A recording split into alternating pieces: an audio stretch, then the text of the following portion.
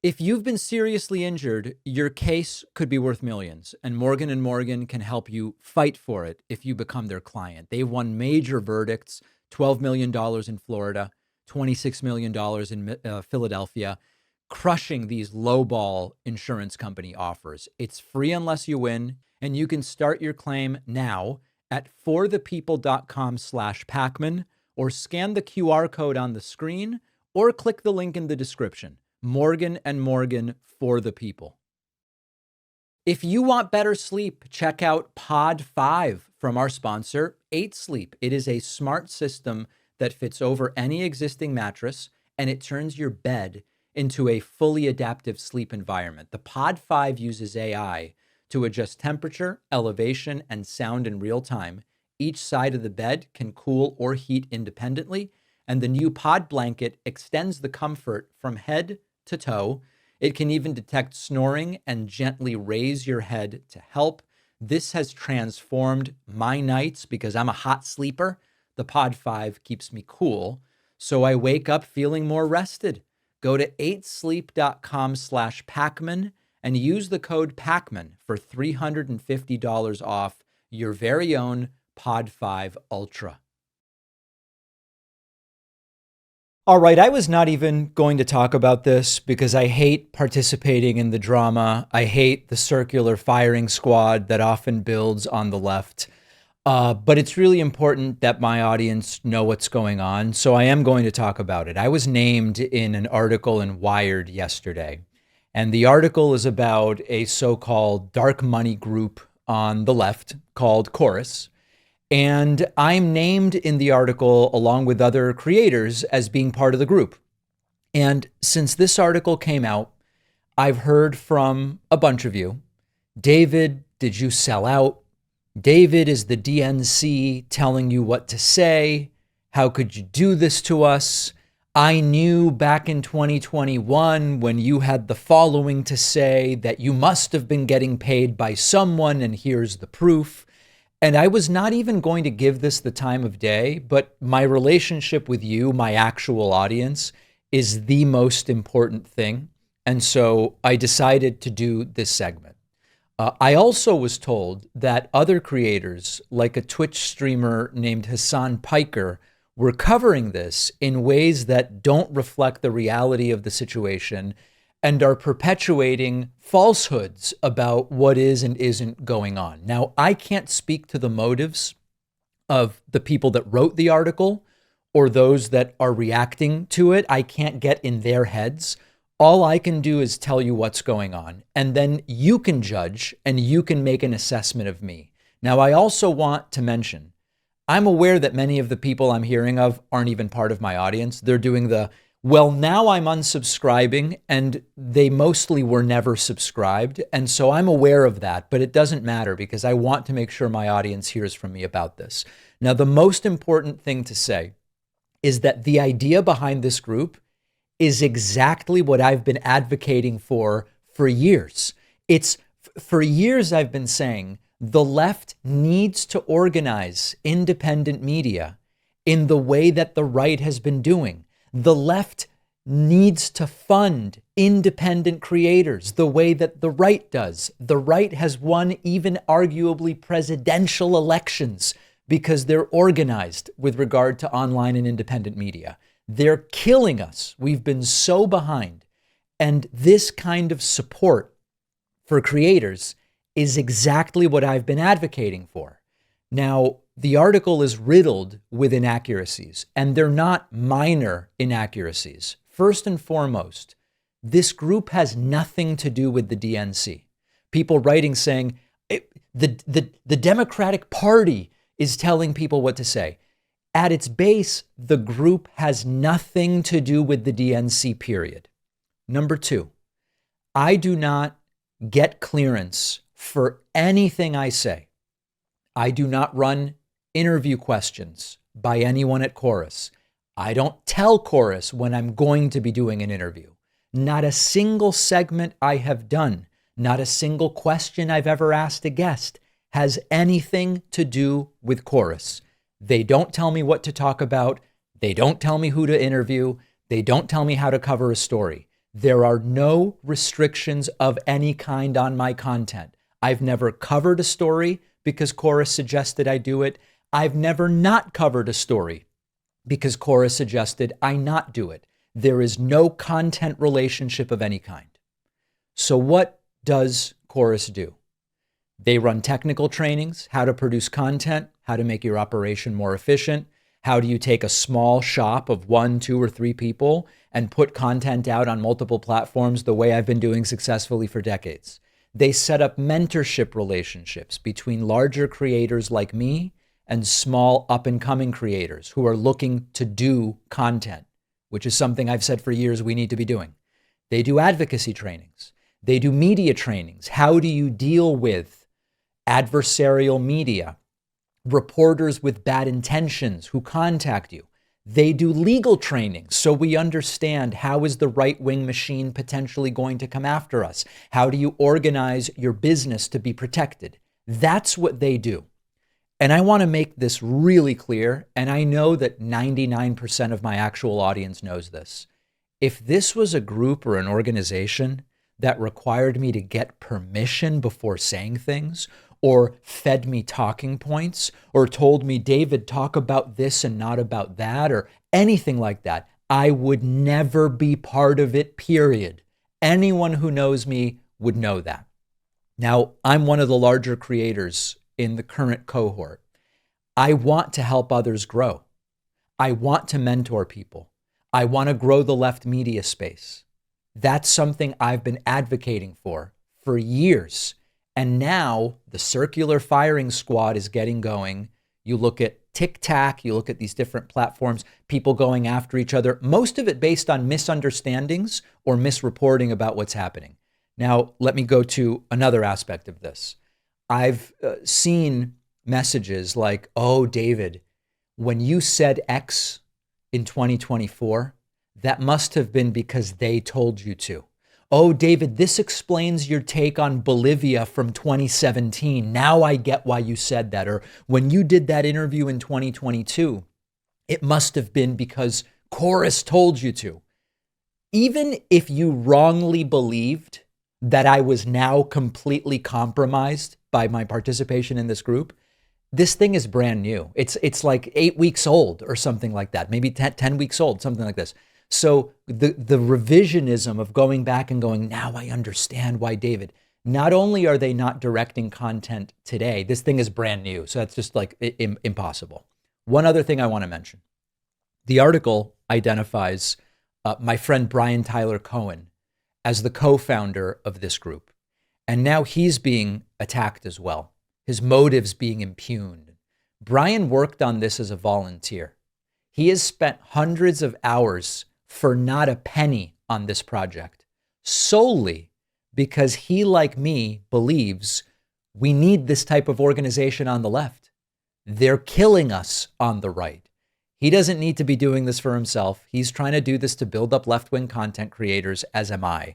And so the framing of Brian as some kind of villain in this entire thing, it's just farcical and pathetic. So the bottom line is we need more of this on the left, not less. We need more organization and infrastructure and people understanding, how do you build a content machine? How do you produce a podcast? How do you grow an audience? How do you distribute it? How do you organize your day? What's your YouTube setup like? The article is designed to attack and degrade. I can't speak to the motives of the people behind it, so I won't even speculate. My involvement is as I've described it here. There's nothing more and there's nothing less. It's up to you to decide whether you trust a particular creator. It's up to you to decide what sort of structural organization the left should pursue. But what I can tell you is that the circular firing squad is how the left loses, when we start turning each other over what at the end of the day. So I'm sick of the losing. I'm trying to win. Join me if you also are trying to win. And then maybe we can have some better outcomes in future elections. We finally got a Republican to admit we should look at ready access to guns. There was a horrific shooting yesterday in Minnesota. It is believed that the shooter was to some degree motivated by anti-Semitism. There were anti-Semitic elements of stuff scrawled on weapons, and we're still getting the details. The details are, it's yet another shooting. Okay, so we had another one. Trey Gowdy went on TV and said, we should have a conversation about freedom to have guns versus protecting children. And isn't it time to have a conversation about keeping firearms out of what is mostly young white males? Listen to this. Our system is reactive. Something bad happens, we react to it. And what people are crying for now is, how can we prevent this? How can we stop it? And the only way to stop it is to identify the shooter ahead of time or keep the weapons out of their hands. And so we're going to have a conversation of freedom versus protecting children. I mean, how many school shootings does it take before we're going to have a conversation about keeping firearms out? It's always a young white male, almost always. I mean, did anyone this morning think, I wonder if that was a female? Did any of y'all think that? I mean, there's been one school shooting involving a female. It was in Tennessee. One. Yeah, Tennessee. But other than that, it is usually young white males. But do we not already have laws on the books? Now, someone off mic is yelling about laws that are on the books. Now, there is some additional controversy to Trey Gowdy's comments about it being a young white male, because it appears as though the perpetrator in this case had a trans identity. I don't even want to get into that. I just wanted we can discuss those elements later. Trey Gowdy, even remotely willing to say, maybe keeping guns out of people's hands in the first place is something that has to be balanced with the so-called freedom to have guns. Now, Sean Hannity has a very different idea. He wants metal detectors at the schools. The problem, these kids were in a church and the gun person fired through a window. So I don't know what a metal detector in school would do. And here's the saddest part. School shootings are preventable. And simple, basic, common sense actions can mitigate these tragedies. If we have the desire to stop school shootings, this is the first thing you should do. Every school in the country should have a metal detector. You have them at airports. You have them when you're around elected politicians. By the way, they have armed guards around them. You have to control the entry of kids and the perimeter around every school. And by the way I would do it, I would hire retired military, trained, law enforcement, retired, with concealed carries. They should be in every school in the country, along with metal detectors, along with a secure perimeter. Now, for these people that you hire, you could even do it and not pay them. What do you mean? Hannity, everyone's going to work. All right, Hannity now is talking about volunteer people or whatever the case may be. We have a situation here where there is one side that never wants to talk about the gun aspect. It's either the doors that were unlocked, that's the problem per Ted Cruz, or it's there was no metal detector, or it's mental illness, or it's video games, or it's woke, or whatever the case may be. At a certain point, if the tool that continually is used is guns, we've got to look at access to the tool. Now, I'm the first to tell you, mental illness is often a component. Most mentally ill people, as loosely defined, are never violent. Most. Sometimes mental illness is an issue. But these very same Republicans are the ones trying to cut social programs who don't want the possibility of having mental health professionals rather than armed police respond in certain scenarios to people who have 911 called on them, right? These are the people who insist when we want to talk about guns, the problem is mental illness. But when we want to talk about funding programs to treat mental illness, they say, no, we don't have the money for that. Let's actually strip care from people. So I'm not pretending that Trey Gowdy is now the ultimate arbiter of truth on gun safety and regulations and gun violence. But he's at least at the point where he's ready to say all of the talk about freedom, the freedom to have guns, right? The Second Amendment as the highest and most, the top priority virtue is freedom to have guns. There has to be some balance, and that balance may be keeping guns out of the hands of certain people. Maybe we're turning a corner in terms of this discussion with Republicans, but I don't really think so. Republican Congressman Josh Brecheen was just torched by his own constituents at a town hall. It was not subtle, and it was very ugly. Josh represents Oklahoma. People in the audience going after him about Donald Trump's failed promises on drug prices, Trump's failed promises on grocery prices, which we're going to get into a little bit later. These town halls are not going to go well for these Republicans for as long as Trump keeps failing to deliver on promise after promise after promise. Listen to this. I had a couple of related questions. One is I've heard President Trump say more than once that he has lowered drug prices by 1,500%. I'm not sure how that works. And the other is, can you tell me what specific bills we've passed or worked on that would lower grocery prices? Yeah. Well, ma'am, you're talking about things relative to state level. And so you're mixing federal and state. Wait, hold on a second. Hold on a second. This crowd is not going to buy that. The question was, Trump made certain promises. Tell me, Congressman, what has been done for Donald Trump to keep those promises? And now Brecheen goes, well, some of these things are state level. Where were the Republicans when Trump was campaigning on lowering the price of everything? Where were the Republicans who should have said, you know, these aren't really promises that Trump should make because these are state level issues? No, they went along with it. And they said Trump's going to be the guy to lower prices. In terms of if you look at what the 18 enumerated powers say, the 18 enumerated powers that every member of Congress holds up their hand and swears an oath to uphold and defend the Constitution.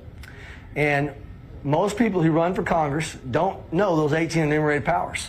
And they don't know the 10th Amendment that says the power is not delegated to the United States by the Constitution nor prohibited by it to the states or reserved to the states or their people respectively. Remember that he was asked for a list of bills. I'm not hearing that. And so what I'm saying to you is Oklahoma, if you want to have that conversation about grocery taxes, they've been having that conversation. Grocery taxes? What is he even talking about? It's a mush-mouthed meltdown. And there is something telling about these town halls. You know, you can certainly campaign by screaming about the border. You can do it, and sometimes you win. You can campaign by yelling about Hunter Biden, and sometimes that'll help you win.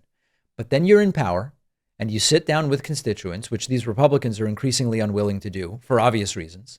And when they say, wait a second, I still can't afford my medications. The grocery prices haven't come down. Electricity's up 10%. What is going on here? And then they don't have answers. It's not going to work. And what we, of course, knew is that the Trump economy was never designed to solve these problems. The Trump economy was really a branding exercise. It was a PR campaign. And the applause lines are how you measure success. Household budgets getting more balanced is not even part of it. And the problem now for Republicans like Brecheen is that voters are noticing. The promises get bigger and bigger and bigger.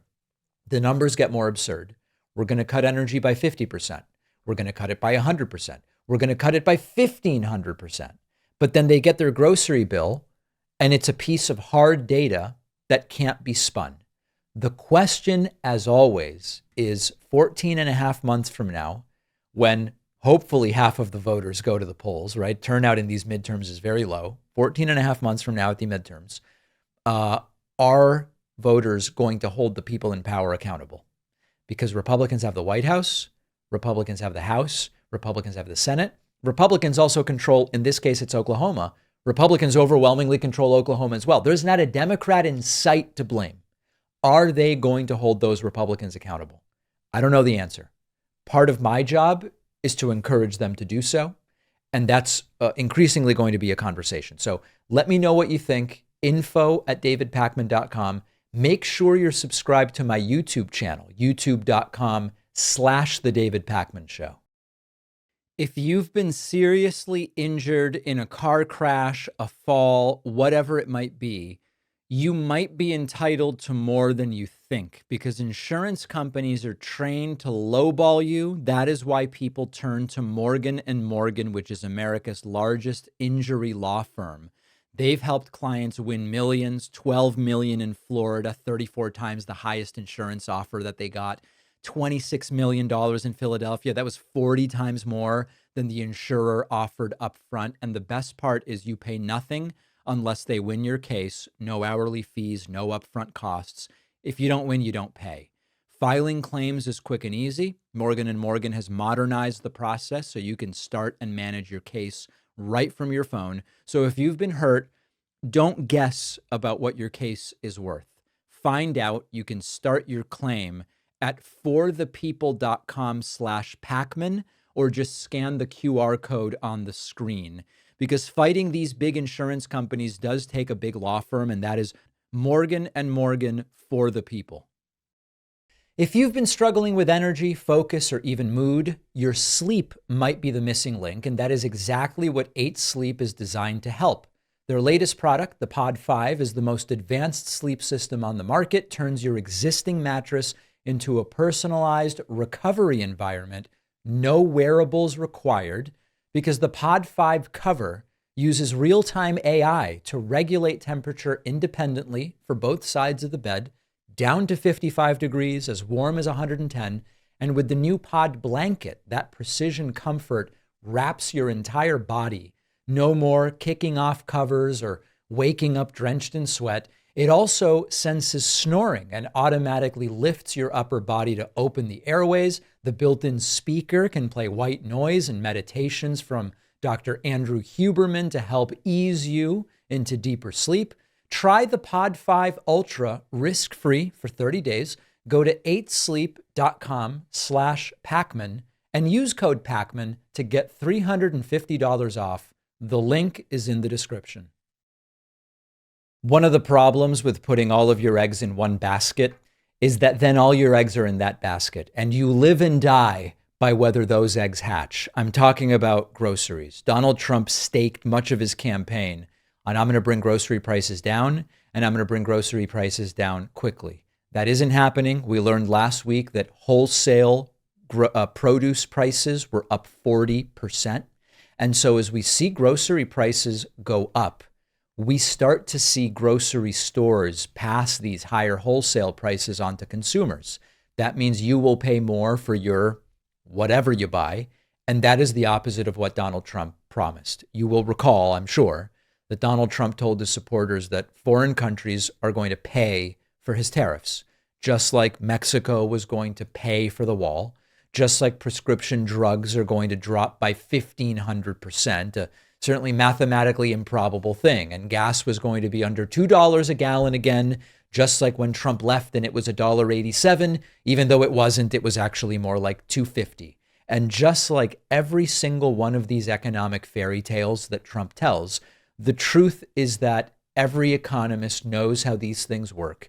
Every 8th grade civics teacher knows how these things work. And we know that we are the ones paying for it. We are going to pay for it at the checkout line. There's a new report, and it confirms what shoppers are already seeing in their grocery carts. It's funny because by the time we get reports, actual people living in the economy, just trying to live for a living, for lack of a better term, they go, yeah, I know, I'm already seeing that when I go to the checkout. Grocery chains are passing the costs that are happening to a degree because of Trump's tariffs onto consumers. So it's not the corporate greed that we sometimes hear about. This is just math. It's arithmetic.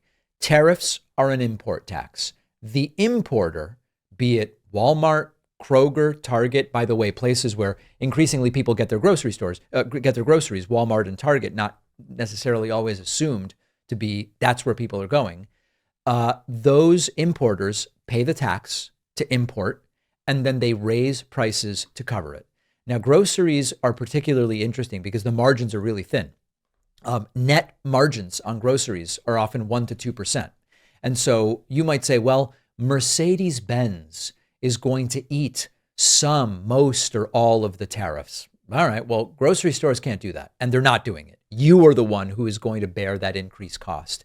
And I know some of you, again, are saying, David, this is so obvious. It's already happening. That's right. It is obvious. Unless you live inside of, a Fox News studio, where tariffs magically punish China while leaving Americans unscathed. We've seen this movie before. You look at Biden's administration. Republicans were screaming about Bidenflation, even though global inflation was hitting every major economy, and the inflation rate declined in the U.S. under Biden more quickly than in any other Western wealthy nation. We now have Trump.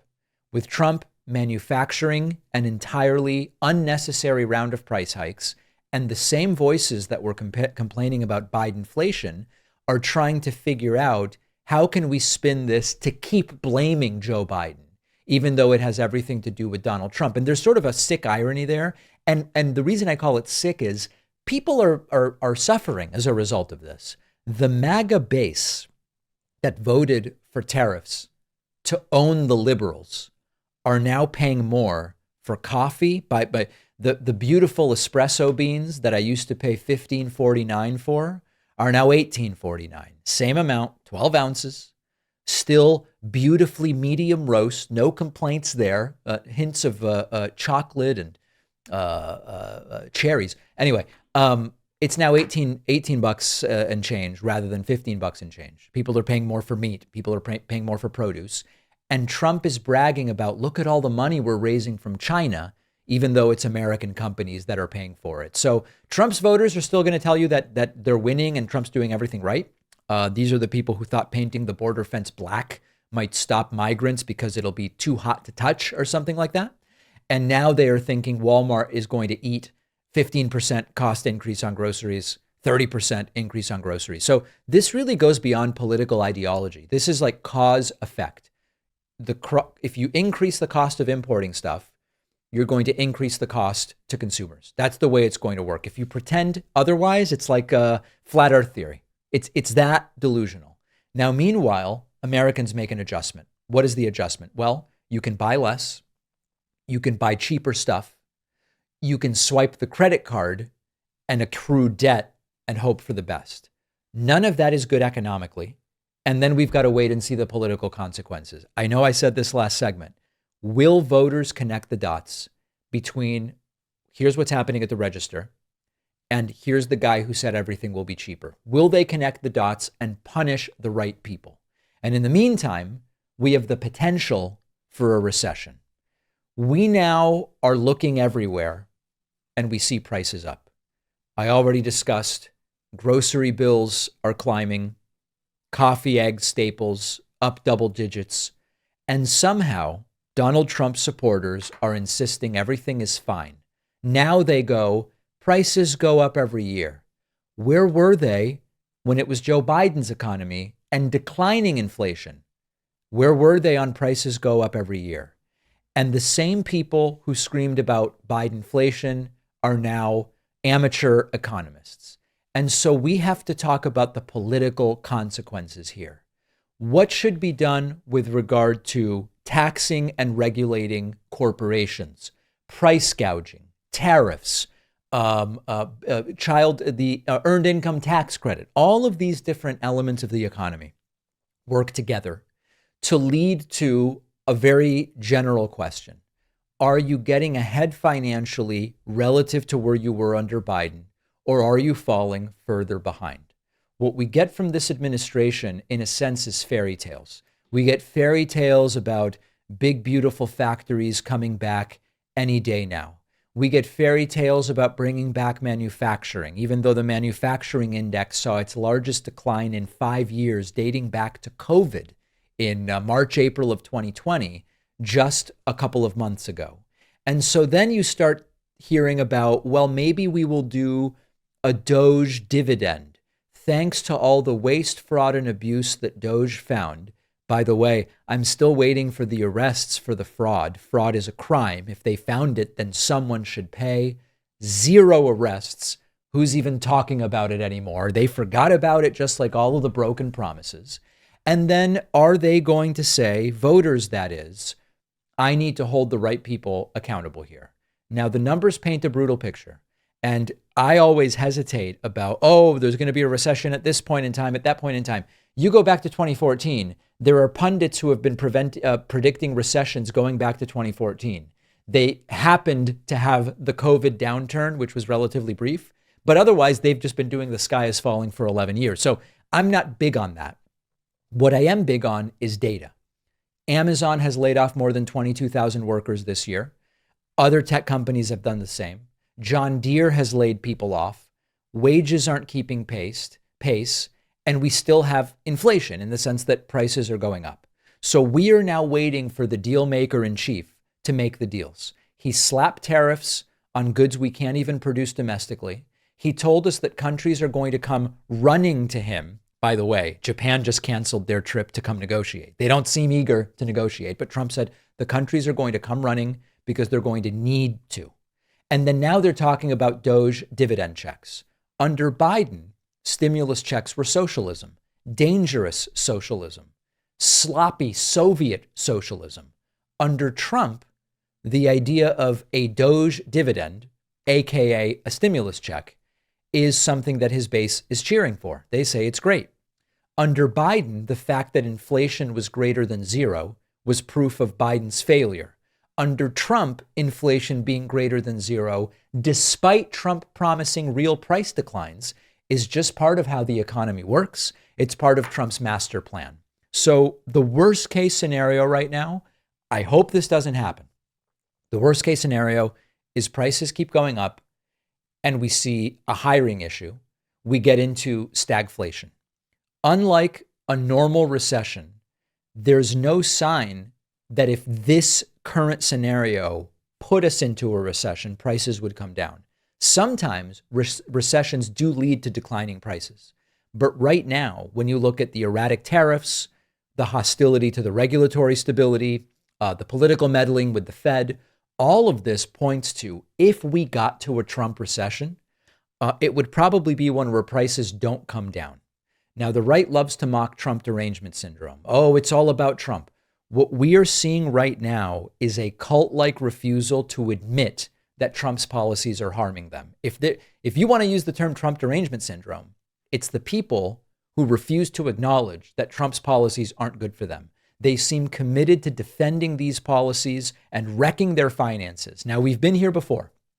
You go back to 1929, the Smoot-Hawley tariffs helped turn a downturn into the Great Depression.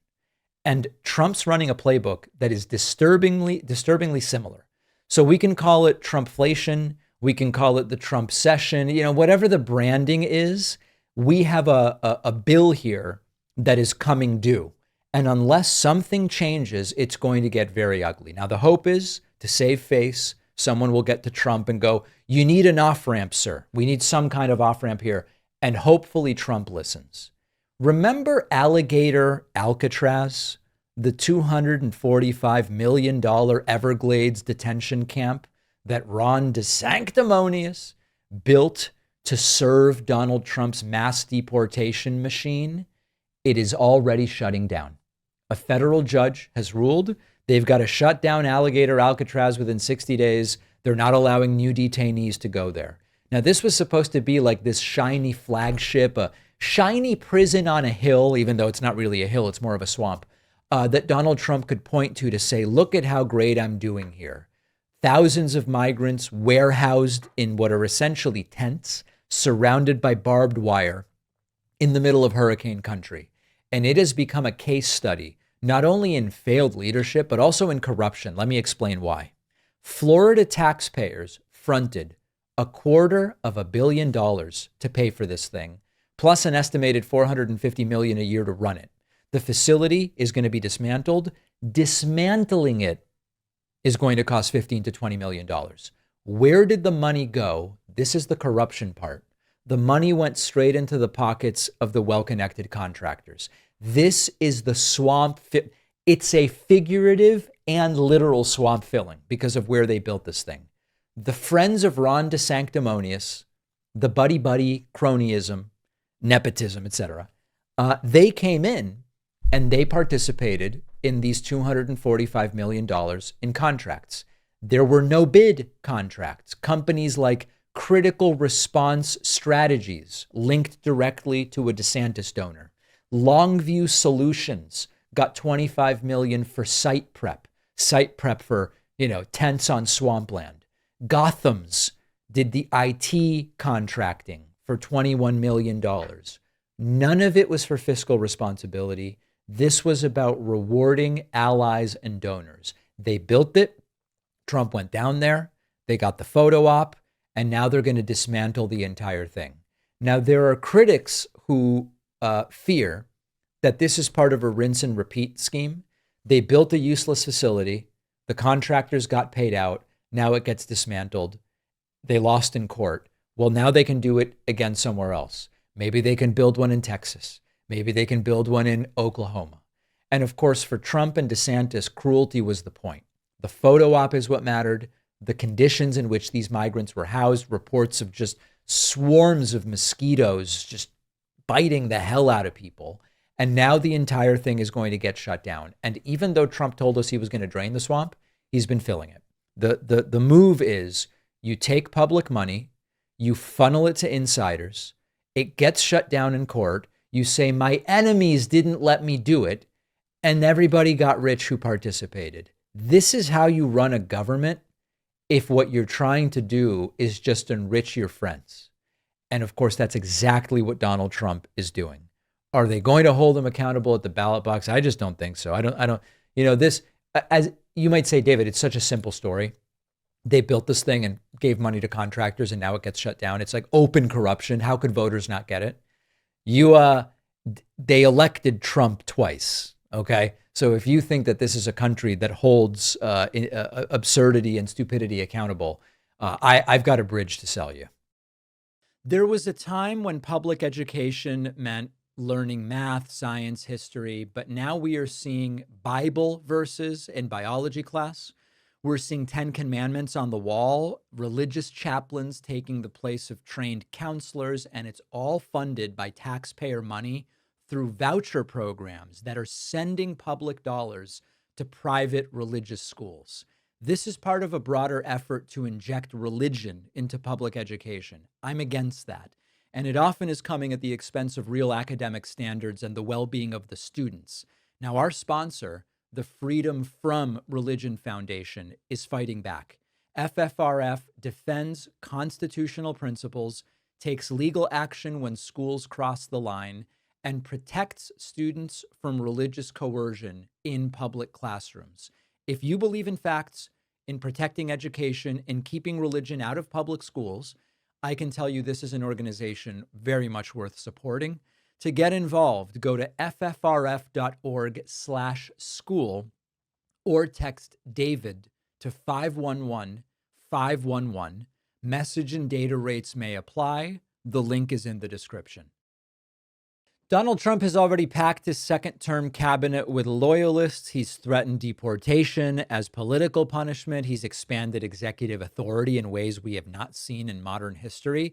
These are real changes that are happening right now. And what's even more alarming is that a lot of the media is either glossing over the worst of it or they're reframing it so it all sounds a little more palatable. And that is why I use Ground News. This is a news comparison tool. Doesn't just feed you headlines. It shows you here's how different outlets, left, right, center, are covering the same story. And this is one of the few tools I know of that can really help you detect the political spin, the bias, catch stories that your usual sources might downplay or not cover at all, on everything from immigration policy to economic shifts. If you want to get a bigger picture, a broader picture of what's being reported, Ground News is an invaluable source to keep you informed. And Ground News is offering my audience 40% off their top tier Vantage plan. You'll only pay $5 a month. Go to ground.news/Pakman or enter the code Pakman in the app to get started. The link is in the description. We have now reached the point where a top governor is openly saying Donald Trump has dementia. This started with a simple question from Gavin Newsom to Elon Musk's Grok AI, which is like a funny little detail, by the way, in response to a clip of Donald Trump repeating once again, we're sending gallons and gallons of water to the ocean. We're just dumping. Gavin Newsom posted to his Twitter account a question asked of Grok, the AI run by Twitter and Elon Musk. Do people with dementia repeat false things over and over again? As I told you yesterday, Grok's answer was yes, people with dementia can repeat false statements or beliefs, a behavior often linked to memory impairments and cognitive changes. This can manifest as confabulation, where they create or repeat false memories to fill gaps in recollection, or perseveration, where they fixate on a particular idea or statement. Then Gavin Newsom posted the exchange alongside Donald Trump ranting and raving about, water and wildfires and whatever.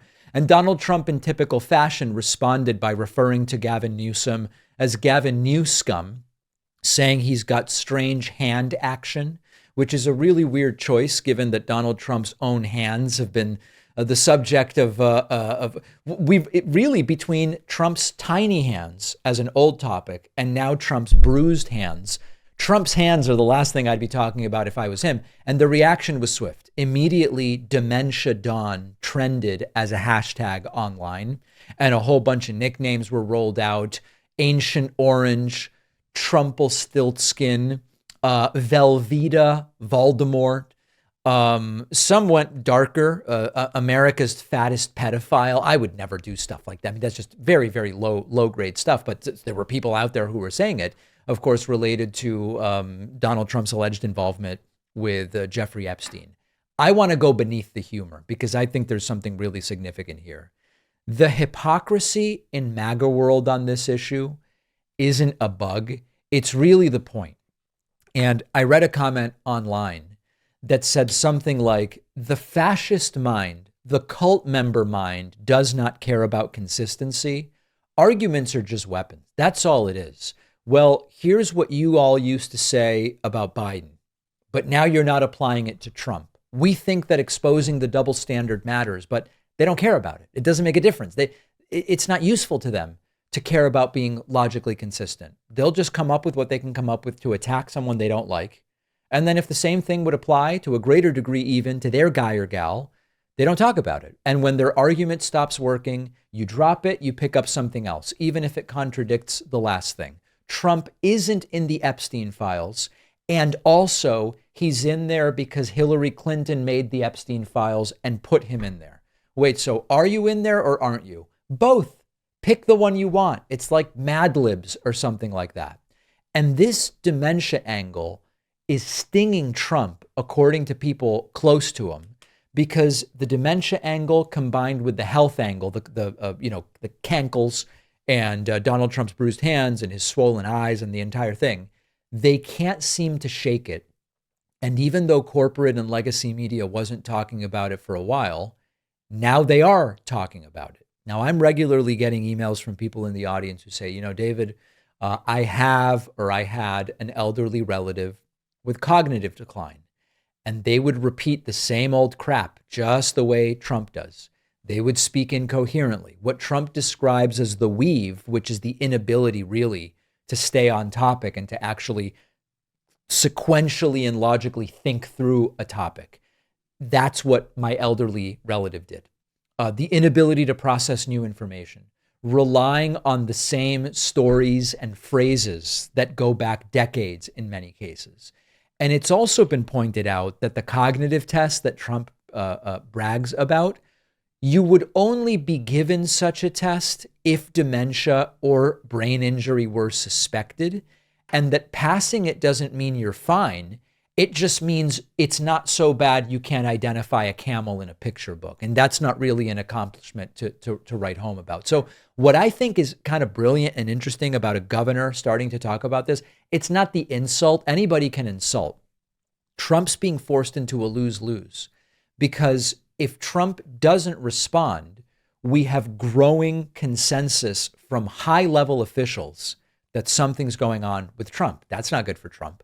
On the other hand, if Trump does respond and goes, I passed a brain injury test, Gavin Newsom's wrong, it keeps the story in the news cycle. And if Trump ever tries to use it as an excuse to dodge legal trouble in the future, he imagine lawyers said, no, he was cognitively declining, he didn't know right from wrong, then he just looks like a liar. And so Democrats are often allergic to playing hardball. I can't think of many Democrats that are actually fighting right now. Newsom's fighting. Newsom's trying to redistrict in order to get Democrats more seats. Newsom's going right after Trump. Newsom's doing the dementia bomb stuff. And I think a lot of people are kind of tired of the joy and optimism that some Democrats are pushing in the face of an authoritarian movement. This is a movement that thrives on humiliating people and dominating people. And I'm pleased that Gavin Newsom is willing to throw a punch. It's rare in the Democratic Party right now. Now, in the end, whether Trump's decline is only mental, only physical, the culmination of decades of malignant narcissism, it kind of doesn't really matter. What matters here is the emperor has no clothes, no straight line to walk, literally, Trump having trouble walking a straight line, and he doesn't even have coherent thoughts to finish. So I like Democrats pointing this out relentlessly. You can use humor sometimes, you can use bite, you can use snark, but that is going to make it harder for even Fox News viewers to ignore that it smells like something's rotting here. I'm glad Newsom is doing this. Let me know what you think. The DC plan is blowing up and completely backfiring.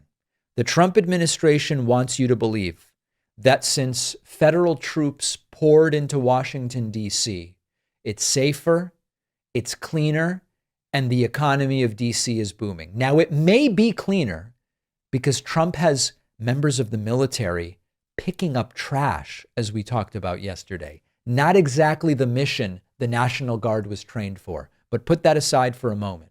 Here is Donald Trump insisting that thanks to him, DC's economy is booming. The restaurants used to be closed, but now they're open. This is according to Trump. A lot of good things are happening for our country, a lot of really good things. And the thing we're here today to talk about is crime, and specifically in DC. I am so proud of what these people, every one of them, what they've done in DC, because to literally stop crime on a button. I'd walk down that street right now. If I were, friends of mine are going out to dinner now. They haven't gone out to dinner in 4 years. They were petrified. Half the restaurants closed because nobody could go because they're afraid to go outside. Now those restaurants are open and new restaurants are opening up. It's like, now this is not true. This is what we call a lie. I know it's so old fashioned. David, who ever heard of the term lie? Well, that's what it is.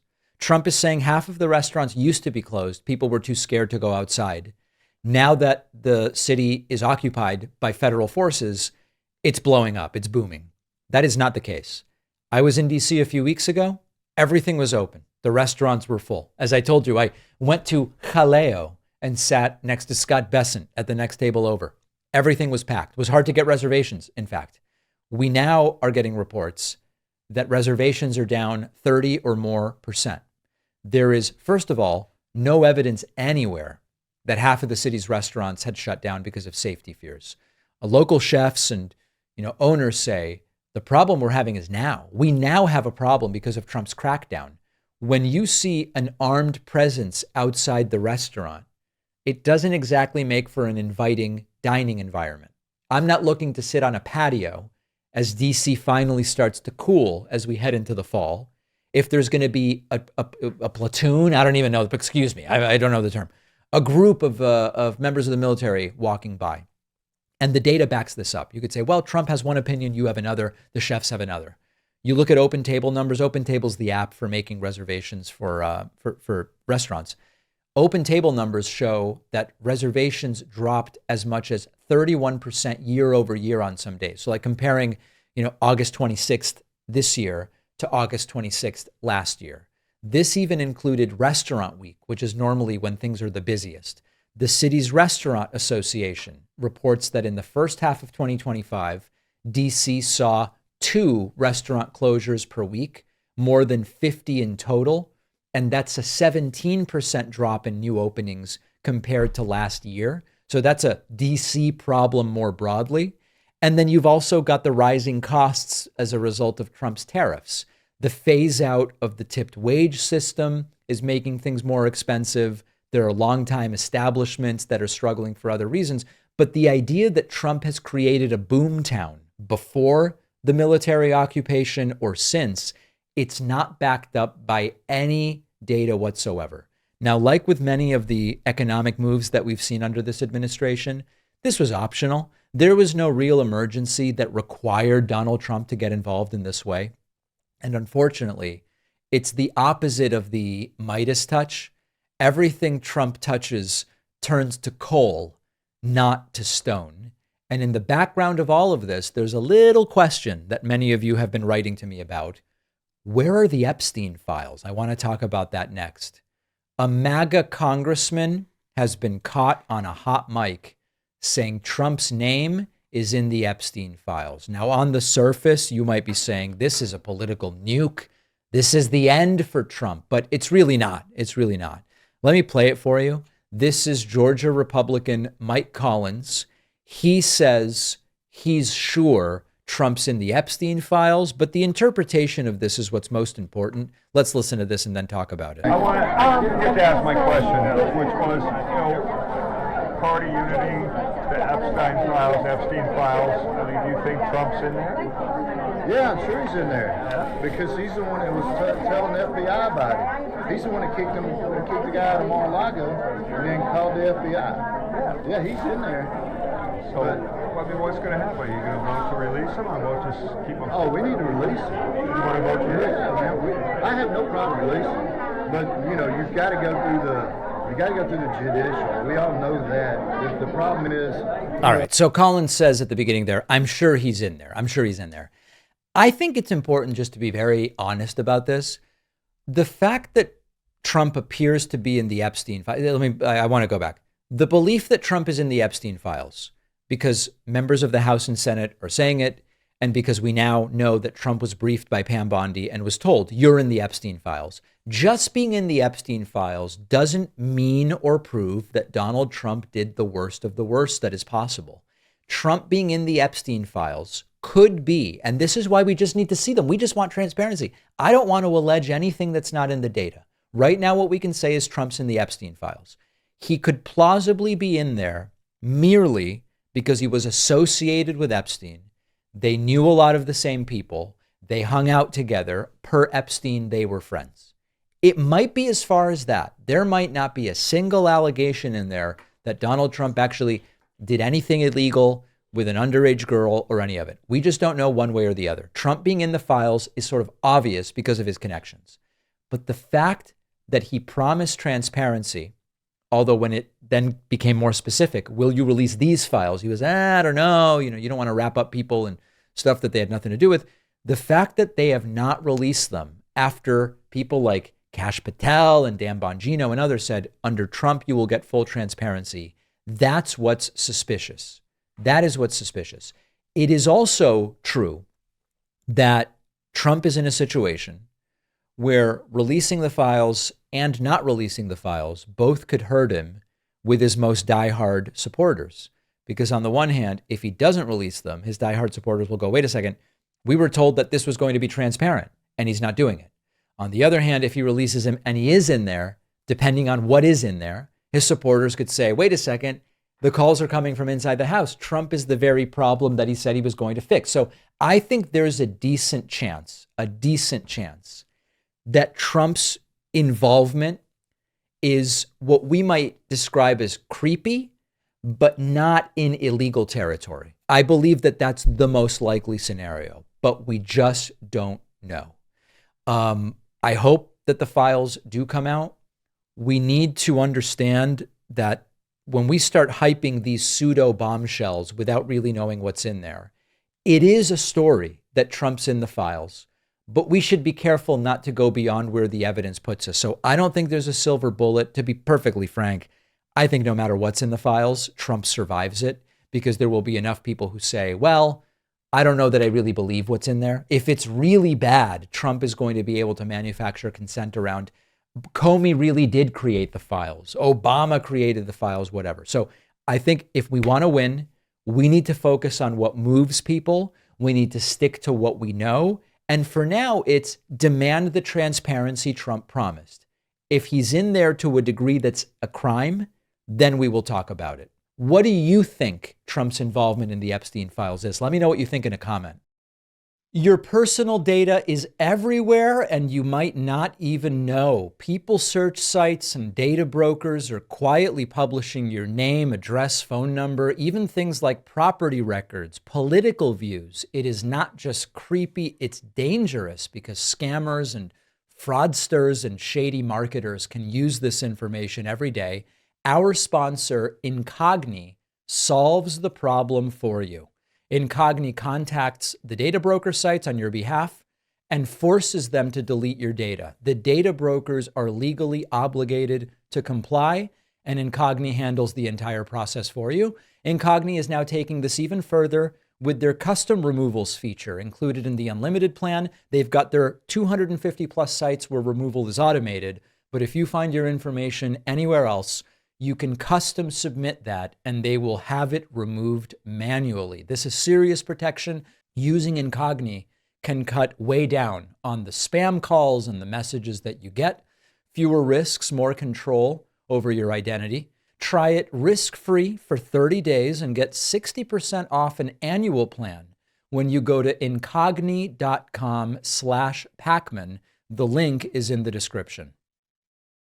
I've been researching my family tree for years, and the tool that I keep coming back to is MyHeritage. I started using it long before they ever became a sponsor, and what I love about MyHeritage, what really makes it powerful, are the features that simplify building the family tree. The other day, I used instant discoveries to uncover an entire new branch of my family I didn't even know existed with just a single click. I also found an old black and white photo of a relative, and I used MyHeritage's photo colorizer tool to really bring it to life. It's amazing what you can uncover: immigration papers, census scans, records from over 33 billion historical documents. Like if you're watching this on YouTube, I'm showing a scan of an immigration document from when a relative of my mom arrived at Ellis Island, which I found on MyHeritage, which just makes it easy and fun. Maybe you're just getting started with your family tree. Maybe you're picking up where a family member left off. It's a great time to dive in, and you can try it totally free for 14 days by going to davidpakman.com/myheritage. The link is in the description. Donald Trump's CDC is getting brutally pounded by resignations after a disastrous firing. It has to do with Robert F. Kennedy Jr. It has to do with vaccines. I don't think the subject matter is going to surprise anybody. So here's what's going on. Donald Trump's Health and Human Services Secretary, Robert F. Kennedy Jr., has sort of dropped a bomb in the CDC, and it's blowing up. Less than a month after being sworn in, CDC Director Susan Manarez has been fired. She is not going quietly. She is a respected federal scientist. She was confirmed by the Senate in late July. She lasted about 4 weeks on the job. Now, why was she fired? She says she's being targeted because she would not back Robert F. Kennedy Jr.'s unscientific directives and refused to join the purge of career health experts. Two things I respect very much. Good for her. Now, her attorneys flat out deny that she resigned.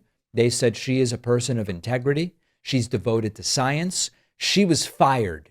And the fallout didn't stop there, because now 4 of the CDC's top officials have also resigned. This includes the chief medical officer, the head of the vaccine division, the head of infectious disease, and the director of public health data. And their resignation letters are very clear in terms of blame. They say this Trump administration is weaponizing public health. They are pushing dangerous misinformation. They've gutted budgets so that the CDC straight up can't do its job. And they also argue that this is having a human toll already. We have measles at a 30-year high. A violent attack just targeted CDC headquarters, by the way. And instead of responding to public health crises, Robert F. Kennedy Jr. is firing the CDC's vaccine advisory panel. They're putting in anti-vax activists who have these long discredited beliefs about vaccines and autism. And my expectation is that in September, they are going to say, we figured it out. Vaccines cause autism. Let's now start dealing with the vaccines. This is something Robert F. Kennedy Jr. has been pushing for years, if not decades. It's been rejected by every credible scientific body on the planet. Now, going back to her confirmation hearings, Manarez was asked about this, and she said, I have no evidence of such a link. And that instantly put her on this collision path with Robert F. Kennedy Jr. Kennedy has said they're going to announce the cause of autism next month. They've done an investigation. It looks like political theater rather than science.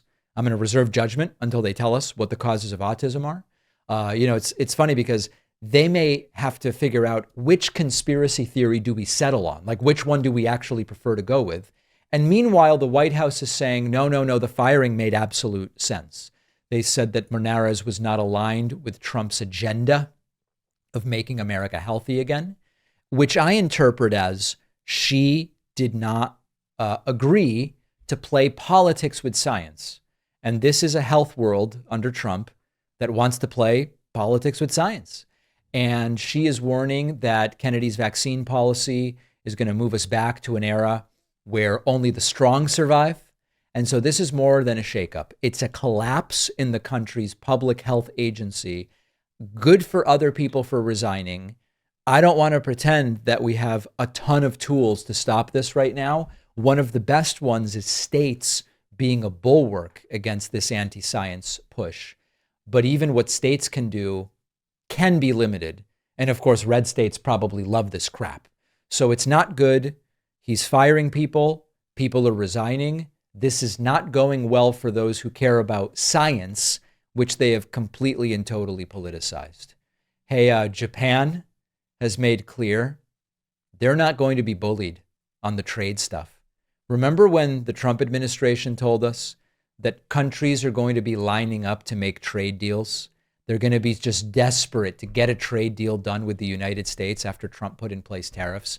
Well, Japan just canceled their trip, and they've left Trump sort of standing at the door, waiting for his date to pick him up, and the date's not coming. Trump came into office again, promising that America First trade policy was going to make other countries desperate to cut deals, and to cut the deals on Trump's terms, importantly. And a terrified, begging Japan and China and every country would just be terrified and begging to come to the table and make a deal because they need us more than we need them, we were told. Fast forward to today. Japan's top trade negotiator has canceled his trip to DC. It hasn't been postponed because of bad weather. It hasn't been delayed because of an emergency, just canceled.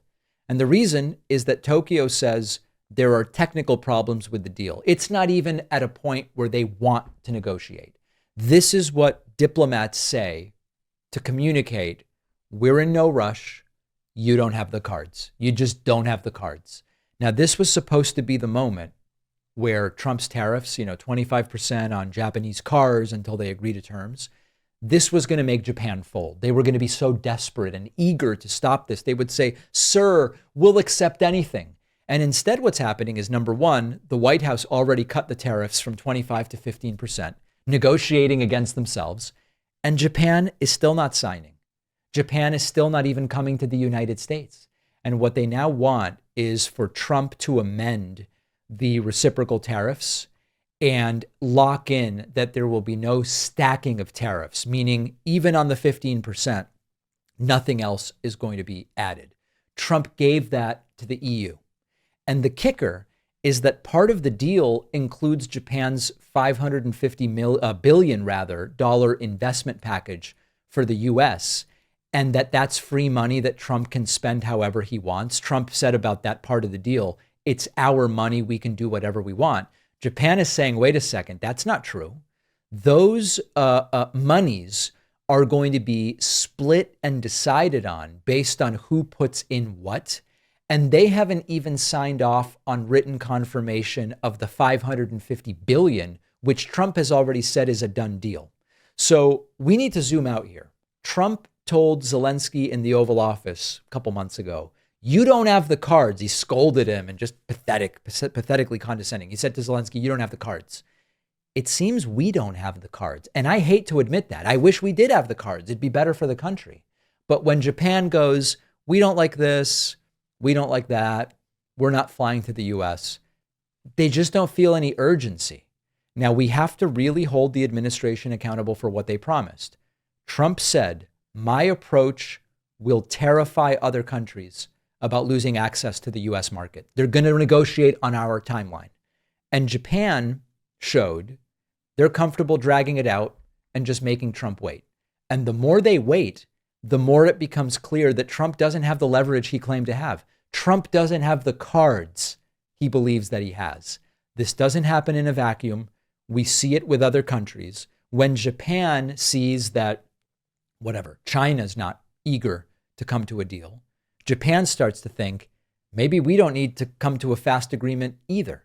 And so with Japan dragging its feet and demanding changes and all of it, there is no real reason at this point to expect a deal anytime soon. We hold all the cards isn't working because it's just not true. And unfortunately, and I don't say this to brag, sometimes I hear from Republicans, David, you seem so thrilled that it's going terribly. I'm not thrilled at all. It's terrible for American companies, American consumers. But it seems to be the reality that we just don't have the leverage we thought we did.